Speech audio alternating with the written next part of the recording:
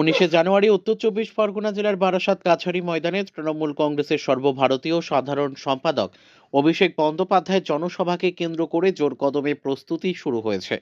জেলার প্রতিটি ব্লকে ব্লকে ধারাবাহিকভাবে অনুষ্ঠিত হচ্ছে প্রস্তুতি সভা। এই প্রস্তুতির অঙ্গ হিসেবে সন্দেশখালী 2 নম্বর ব্লকে ব্লক সভাপতি দিলীপ মল্লিকের উদ্যোগে ধামাখালীতে অনুষ্ঠিত হল 19শে জানুয়ারির জনসভার প্রস্তুতি সভা। সভায় উপস্থিত ছিলেন একাধিক জেলা ও ব্লক স্তরের নেতৃত্ব। উপস্থিত ছিলেন সংসদ পার্থ ভৌমিক, উত্তর চব্বিশ পরগনা জেলা সভাপতি বোরহানুল মোকাদ্দিম লিটন, সন্দেশখালী বিধানসভার কোঅর্ডিনেটর সুরজিৎ মিত্র বাদল, বিধায়ক সুকুমার মাহাতো, উত্তর চব্বিশ পরগনা তৃণমূল কংগ্রেসের মহিলা সভানেত্রী সবিতা রায়, সন্দেশখালী 1 নম্বর ব্লকের ব্লক সভাপতি ইমাম আলী গাজী এবং সন্দেশখালী 2 নম্বর ব্লকের ব্লক সভাপতি দিলীপ মল্লিক। সভায় বক্তারা 19শে জানুয়ারির বারাসাত কাছারি ময়দানের জনসভাকে সফল করে তুলতে দলের কর্মী ও সমর্থকদের ঐক্যবদ্ধভাবে কাজ করার আহ্বান জানান। ব্লক স্তর থেকে বুথ স্তর পর্যন্ত সংগঠনকে আরো শক্তিশালী করার উপর বিশেষ জোর দেওয়া হয়। নেতৃত্বের বক্তব্যে উঠে আসে এই জনসভা শুধু একটি রাজনৈতিক কর্মসূচি নয়, বরং তৃণমূল কংগ্রেসের সাংগঠনিক শক্তি ও জনসংযোগের এক বড় প্রদর্শনী। সব মিলিয়ে অভিষেক বন্দ্যোপাধ্যায়ের 19শে জানুয়ারির জনসভাকে ঘিরে উত্তর চব্বিশ পরগনা জেলা জুড়ে তৃণমূল কংগ্রেসের প্রস্তুতি এখন তুঙ্গে।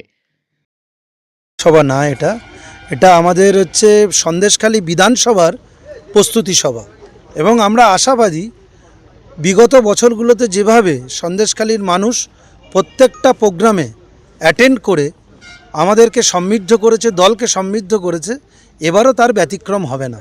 এবারও এখান থেকে প্রচুর সংখ্যক মানুষ বারাসাত কাছারি ময়দান যেহেতু কাছে সেখানে যাবেন এবং তারা কথা দিয়েছেন প্রত্যেকটা বুথ থেকে অন্তত 50 জন করে মানুষ সেখানে যাতে যায় তারা ব্যবস্থা নিচ্ছেন।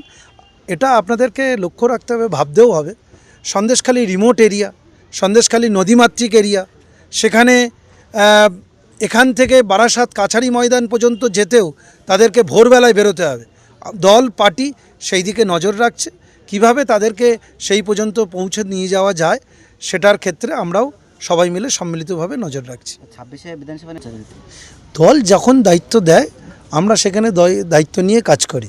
দলের প্রত্যেকেই অনুগত সৈনিক, এখানে যারা আছেন তারা সাফিসিয়েন্ট, কিন্তু তারপরেও দল মনে করেছেন যে আমাকে এই জায়গায় কোঅর্ডিনেট করার জন্য, সংযোগ স্থাপন করার জন্য, সবার মধ্যে একটা আলোচনার ভিত্তিতে দলকে প্রতিনিয়ত সংযোগে থাকার জন্য, তার জন্য আমি দলের কাছে কৃতজ্ঞ এবং আমি আশাবাদী সন্দেশখালী 1, 2 যারা নেতৃত্ব আছেন তারা অত্যন্ত দক্ষ এবং সন্দেশখালী আমরা জিতব।